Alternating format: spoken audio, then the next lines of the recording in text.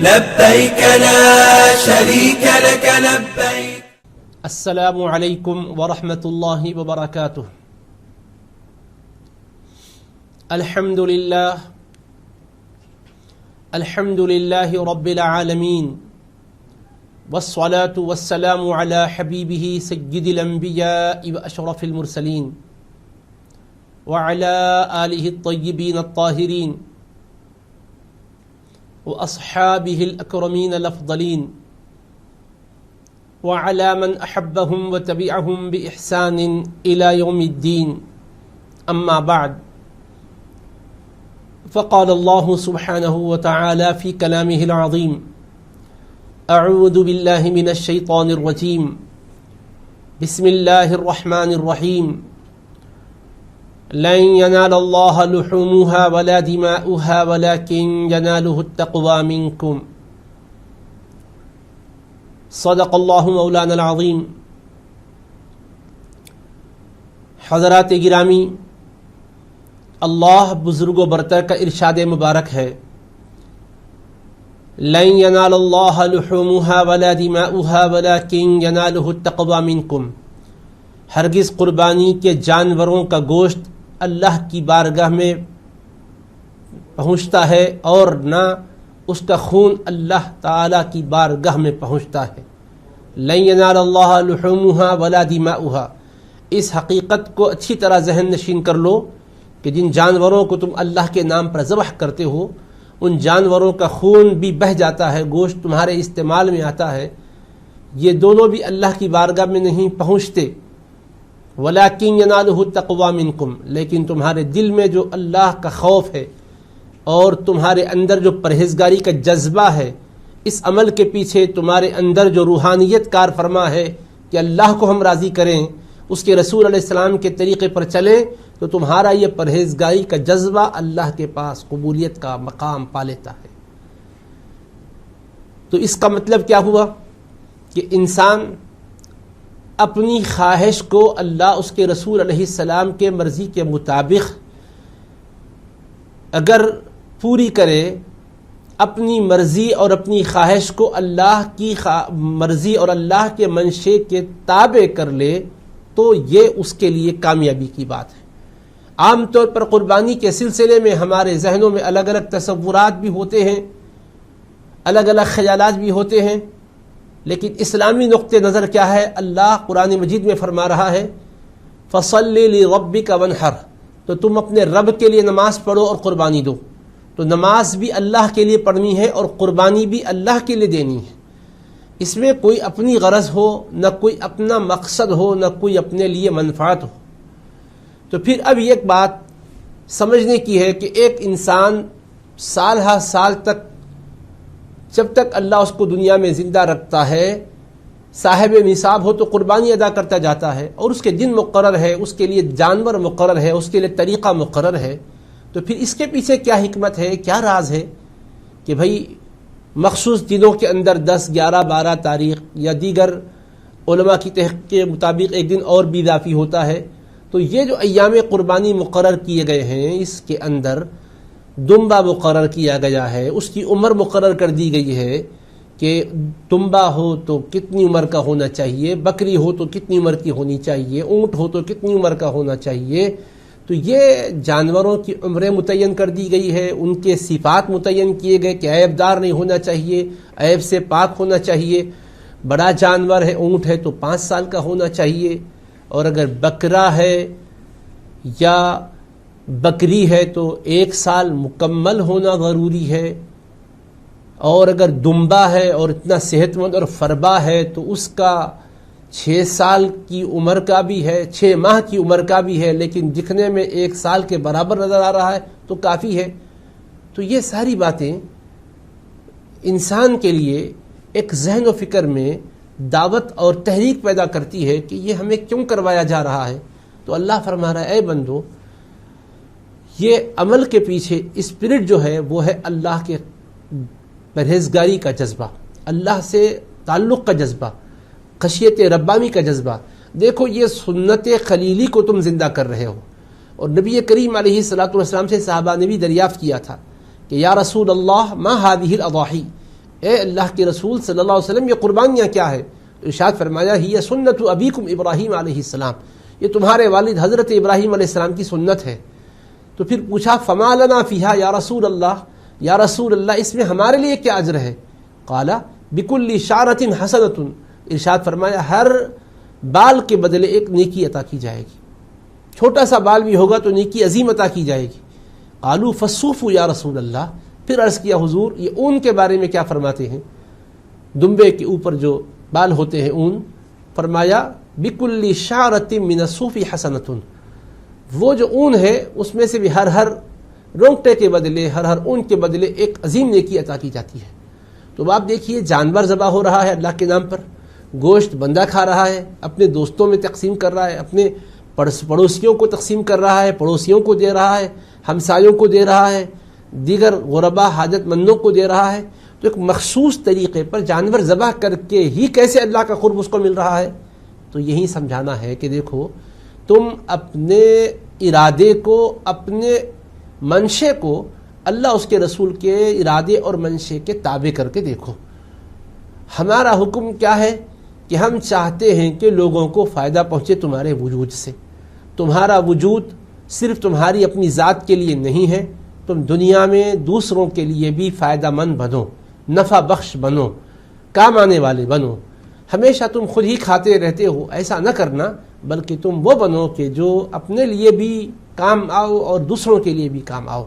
تو اس کے لیے اسلام چاہتا ہے کہ ایک دولت مند، سرمایہ دار، خوشحال زندگی گزارنے والا جہاں اپنے بال بچوں کو کھلا رہا ہے وہیں وہ دیگر غربا مساکین کو بھی کھلائے، ہمسایوں اور پڑوسیوں کو بھی کھلائے۔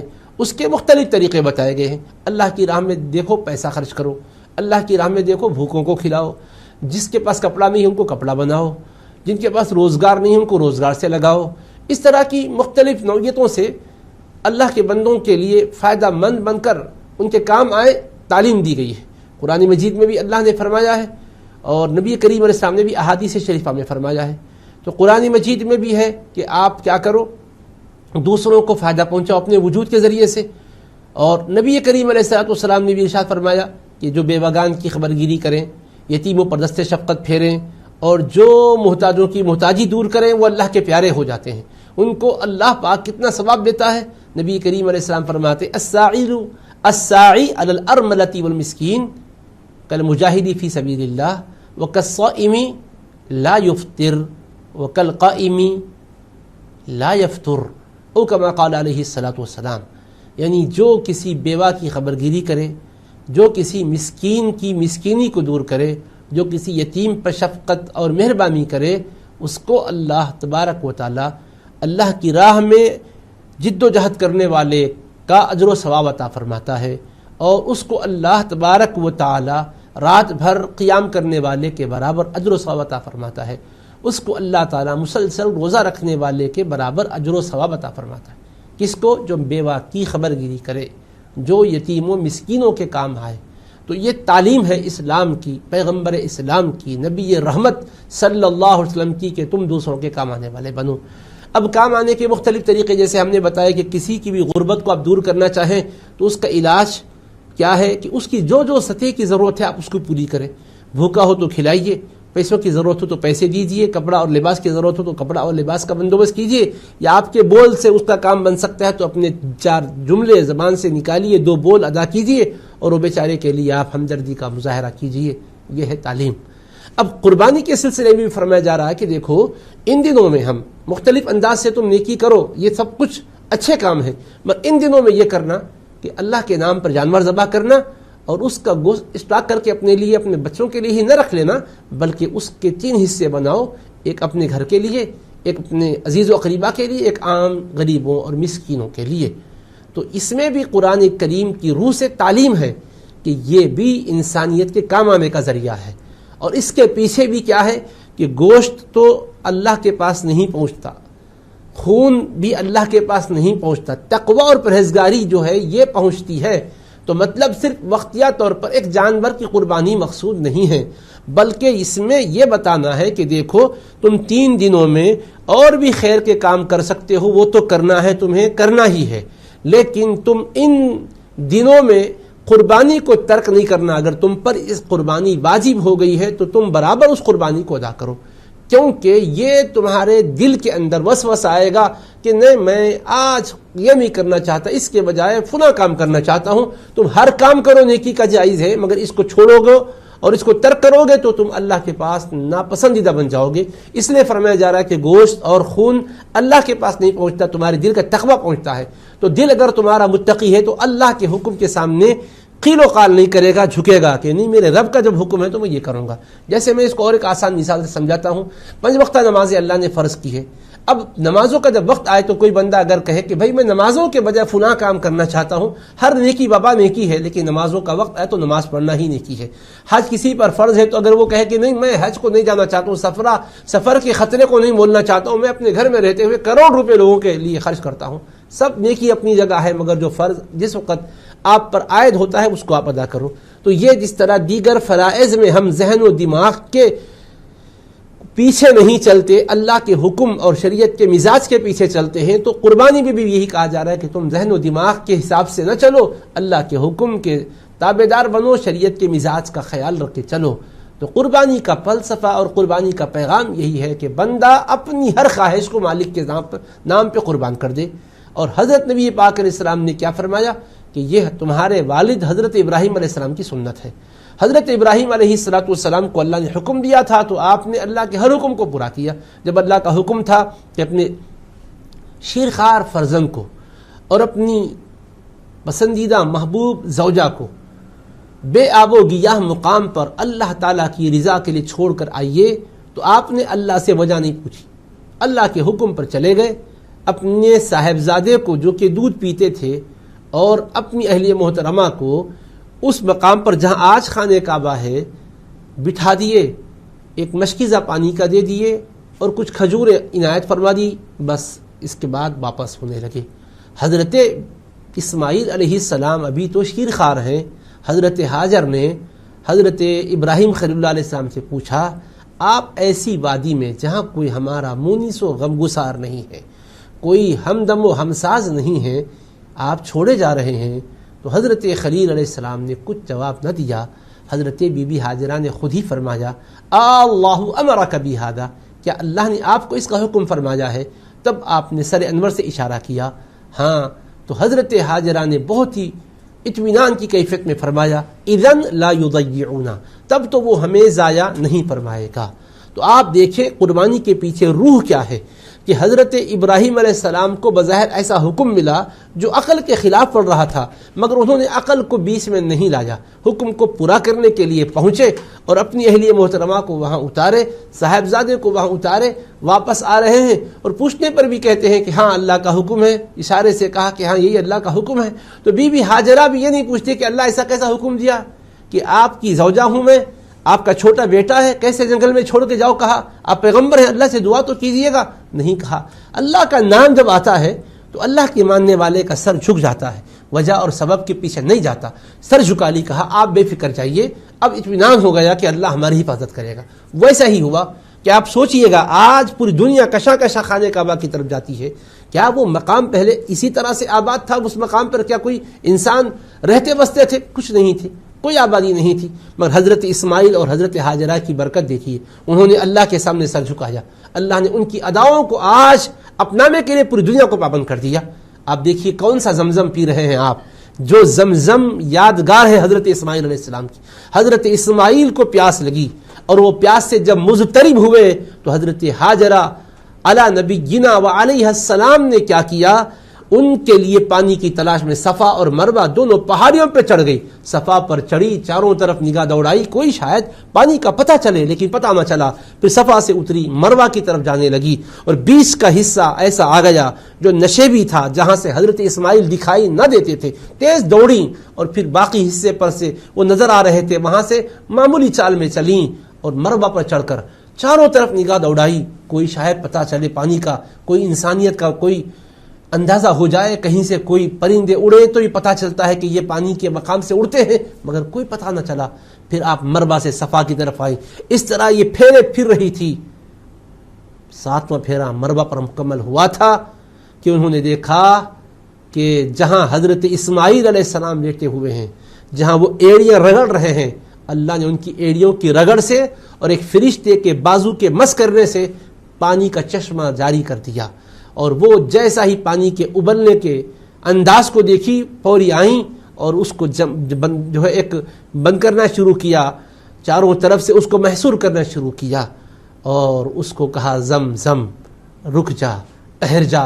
وہ بہتا ہوا پانی اسی جگہ محصور ہو گیا، اور وہ مبارک پانی یادگار ہے کہ دیکھو جب حضرت اسماعیل اور حضرت ہاجرہ کو پانی کی ضرورت پیش آئی، اللہ کے نام پر جنہوں نے اپنے آپ کو قربان کرنے کا تہیہ کر لیا، اللہ نے انہیں پیاسا نہیں مارا، ان کے لیے وہ پانی نکالا۔ آج ساری دنیا جس کو برکت کے لیے پی رہی ہے، اور اس کی عظمت کا یہ عالم ہے۔ میرے آقا محمد رسول اللہ صلی اللہ علیہ وسلم فرماتے ہیں ماء زمزم لما شرب لہ، زمزم کا پانی ہر اس مقصد کے لیے جس کی خاطر وہ پیا جائے۔ تو میں یہ بتلانا چاہتا ہوں کہ پیغام کیا ہے یہ قربانی کے پیچھے، عید ہمیں کیا سبق اور درس دینے کے لیے آتی ہے، ذرا غور کیجئے گا۔ خالی ایک بات سامنے آئی اور گزر گئی کہہ کر آپ نہ اس کو لیجئے گا، بلکہ گہرائی میں اتریے گا کہ کیا اس کے پیچھے فلسفہ ہے۔ انہوں نے قربان کی، اللہ نے ان کے نام کو باقی رکھا، ان کی یادگار کو باقی رکھا۔ آج آپ صفا مروہ پر سعی کر رہے ہیں، بتاؤ کس کی یادگار ہے وہ؟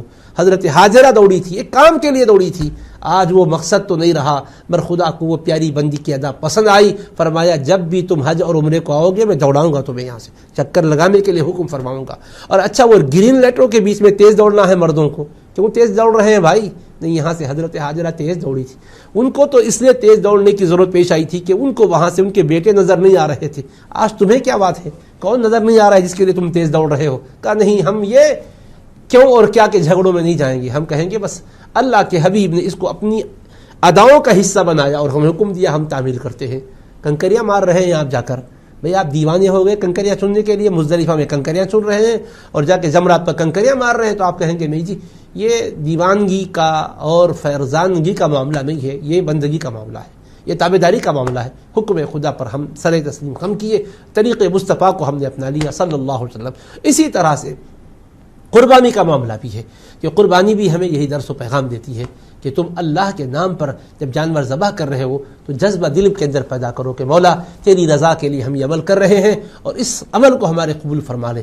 رسول کریم علیہ السلام فرماتے ہیں خون کا قطرہ زمین پر ابھی گرتا بھی نہیں ہے، اللہ کے پاس قبول ہو جاتا ہے تمہارا قربانی کا یہ عمل۔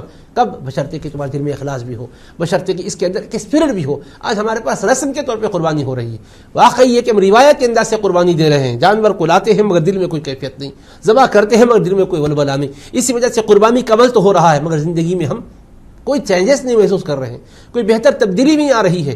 کیا جانور کے پیچھے کوئی اور غرض بھی ہے یا صرف خالی جانور کو ذبح کروانا ہے؟ کہا نہیں، اس کے پیچھے تمہیں متقی بنانا ہے کہ تم اللہ کے نام پر ایک جانور کو قربان کر رہے ہو تو اپنی خواہش کو بھی قربان کرو، جھوٹ کی عادت ہے اس کو چھوڑ دو، دغا بازی کا مزاج اس کو چھوڑ دو، چغلی اور غیبت کا مزاج اس کو چھوڑ دو، اذیت پہنچانے کا مزاج اس کو چھوڑ دو، زبان سے سخت بول بول کر دل دکھانے کا جو انداز اس کو تم چھوڑ دو، سود اور رشوت کے گورکھ دھندوں کو چھوڑ دو، لوگوں کا مال لوٹنا اور کسی کی جائیداد پر ناجائز قبضہ کرنے کا جو تمہارا انداز ہے اس کو تم چھوڑ دو۔ یہ ہے قربانی کی روح، یہ عید کا پیغام، یہ عید ہمارے لیے حقیقی خوشیوں کا پیغام لے کر اسی وقت ہمارے حق میں نفع بخش ثابت ہوگی جبکہ ہم اس سے وہ سبق اور درس سیکھیں اور کسی کے لیے بھی ہم باعث اذیت نہ بنیں۔ ہمارے نبی رحمت علیہ الصلوۃ والسلام نے ہمیں تعلیم یہ دی ہے ارحموا من فی الارض یرحمکم من فی السماء، تم مہربانی کرو زمین والوں پر، تم پر خدائے بزرگ و برتر مہربان ہوگا، جو آسمان کا مالک اور عرش کا مالک ہے تم پر مہربان ہوگا۔ ہم قربانی بھی کریں تو صفائی کا اہتمام کریں، ہم قربانی بھی کریں تو پاکیزی کا اہتمام کریں۔ ایسا نہیں ہے کہ آپ قربانی کریں اور دوسروں کے لیے وبال اور اذیت کا باعث بن جائیں۔ ارے بھیا، اسلام کا پاکیزہ نظام کیا ہے کہ کہیں بھی کچرا کوڑا پڑا جائے، کہیں پڑا ہوا رہے پسند نہیں کرتا۔ آپ کو معلوم ہمارے پیغمبر اسلام فرماتے ہیں کہ اسلام ایمان کے 70% شعبے ہیں، الایمان بضع و سبعون شعبہ، ایمان کی 70% شاخیں ہیں، فافضلها قول لا الہ الا اللہ وادناها اماطۃ الاذى عن الطریق۔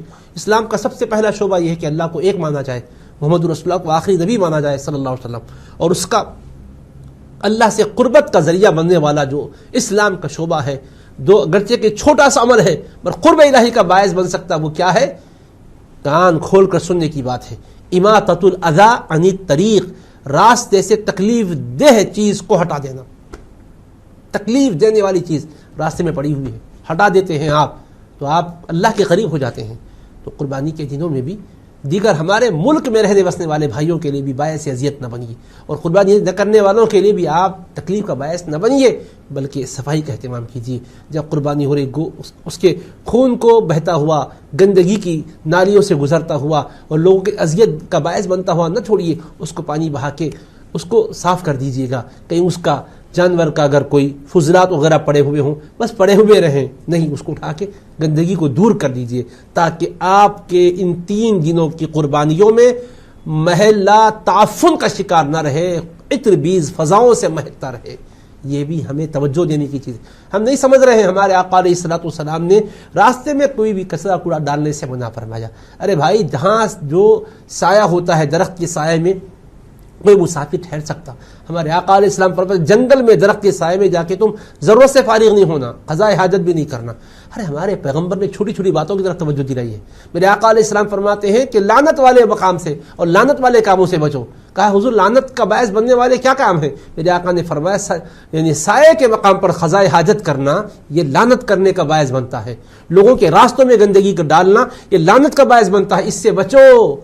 تو اب آپ سوچو، انسان تو ضرورت کے موقع پر ہی قضاء حاجت کرتا ہے، مگر اس کو بھی کہا جا رہا ہے کہ راستہ چلتے چلتے تم مت کرو، بلکہ سائیڈ میں چلے جاؤ، اور کسی سائے دار درخت کے سائے میں، کسی گھر کے سائے میں، کسی عمارت کے سائے میں مت کرو۔ کیوں؟ اس لیے کہ سائے کی وجہ سے کوئی بھی بیچارہ مسافر کچھ دیر آرام کے لیے آنا چاہے گا، وہ گندگی دیکھے گا، اس کو تکلیف ہوگی۔ وہ آنے والا کوئی بھی مذہب کا ہو سکتا ہے، ہمارے پیغمبر چاہتے ہیں کہ نہیں جی، راستے بھی اچھے ہونا چاہیے اور جو سائے دار مقامات ہیں وہ بھی اچھے ہونے چاہیے۔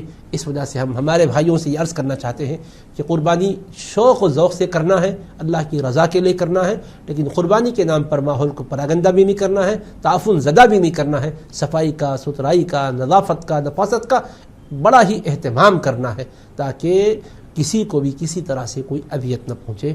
اور ایک بات یاد رکھیے، قربانی کرنے کے بعد اس گوشت کو صرف اپنے لیے ہی آپ محفوظ کر لیں اور اپنے حد تک ہی اس کو استعمال کر لیں، یہ قربانی کی روح کے خلاف ہے، بلکہ غریبوں کو بھی پہنچائیے گا اور اپنے ہمسایوں کو بھی پہنچائیے گا۔ بہت سے احباب اور اصحاب غریبوں کے سلسلے میں توجہ نہیں فرماتے۔ اس کا مقصد بھی کیا ہے؟ مقصد یہی ہے، کل فکلوا منہا واطعموا البائس الفقیر۔ قرآن میں اللہ فرما رہا ہے تم کھاؤ اس کے گوشت کو، واطعموا اور کھلاؤ، البائس محتاج کو، الفقیر تنگ دست کو۔ قرآن تو کہہ رہا ہے تنگ دستوں غریبوں کو کھلاؤ، اور ہمارے قربانی کے حصوں میں غریبوں اور کمزوروں کا حصہ نہیں کی طرح ہو رہا ہے، یا پھر چچڑے ایسے ہی اگر ہڈیاں زیادہ جس میں ہوتی ہے، یا گوشت ایسا جو بہت زیادہ صاف ستھرا نظر نہیں آتا، اس کو ہٹا کے یہ دے دو بھائی غریبوں کو۔ ایسا نہ کرو، ہر حصے میں سے 3 حصے ہو، ایک اپنے لیے، ایک اپنے عزیزوں کے لیے، پڑوسیوں کے لیے، غریبوں کے لیے بھی اس میں سے حصہ ہو۔ یہ ہے قربانی کی روح۔ اور نبی کریم علیہ الصلوۃ والتسلیم کیسا اہتمام فرماتے ہیں۔ حضور علیہ الصلوۃ والسلام نے قربانی کے فضائل بیان فرمائے۔ ایک صحابی عرض کرتے ہیں، غریب صحابی تھے، اجر و ثواب خوب سن لیا انہوں نے، تو کہا حضور کیا فرماتے ہیں آپ؟ ارأیت ان لم اجد الا منیحۃ اثنا فاضحی بها؟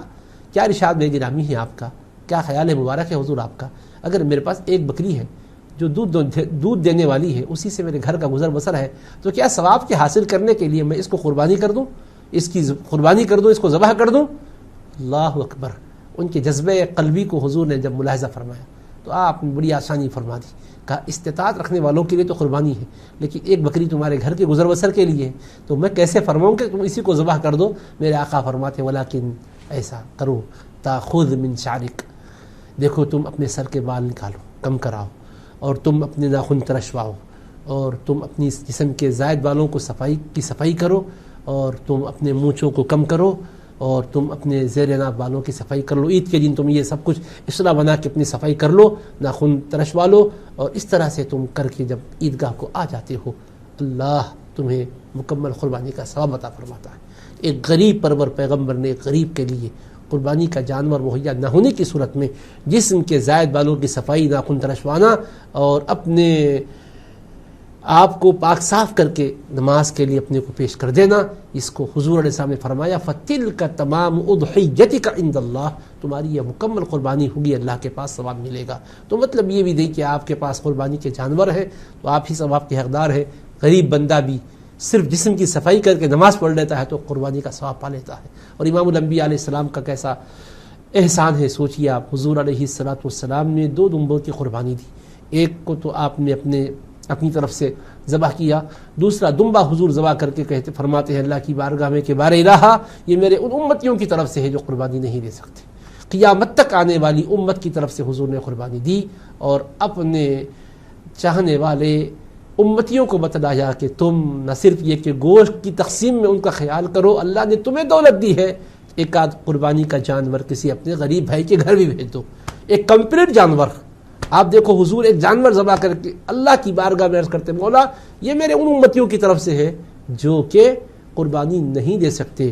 تو ایک معنی میں سوچو، غریب آدمی اگرچہ کہ قربانی نہیں دے سک رہا ہے مگر غریب پرور پیغمبر نے اجر و ثواب میں اس کو شریک فرما لیا ہے۔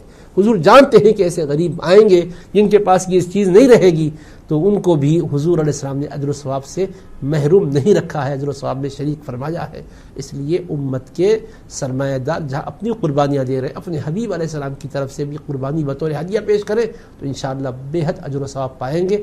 تو بہرحال خلوص اور محبت کی فضا ہونی چاہیے، الفت و چاہت کا اظہار ہونا چاہیے، اور کسی سے بھی کوئی اگر آپ کو اگر ناراضگی ہو گئی ہے تو دلوں کو صاف کرنا چاہیے، اخوت و ہمدردی کے ساتھ، پیار و محبت کے ساتھ اپنے ملک کو امن و سلامتی کا گہوارہ بنائیے، کڑواہٹوں کو مٹائیے، چاہتوں کی بھرمار کیجیے گا۔ اس سے ہمارا ملک کا نام بھی روشن ہوگا جرید عالم میں اور ہمارا بھی نام چمکے گا افق پر۔ میں اسی پیغام کے ساتھ اجازت چاہتا ہوں اور دعا کرتا ہوں بار الہ حقیقت میں اس عید کو تو ہمارے حق میں باعث مسرت و ازدیاد شادمانی بنا دے اور قربانیوں کو، ہماری طاعتوں کو، عبادتوں کو قبول فرما اور ہمارے لیے اور ہمارے ملک کے لیے اس کو خیر کا، رحمت کا ذریعہ بنا اور تمام جہاں کے لیے اس کو خیر و برکت کا ذریعہ بنا۔ والسلام علیکم ورحمۃ اللہ وبرکاتہ، وصلی اللہ تعالی علی خیر خلقہ سیدنا محمد وآلہ وصحبہ اجمعین، والحمد للہ رب العالمین۔ لبيك اللهم لبيك، لبيك لا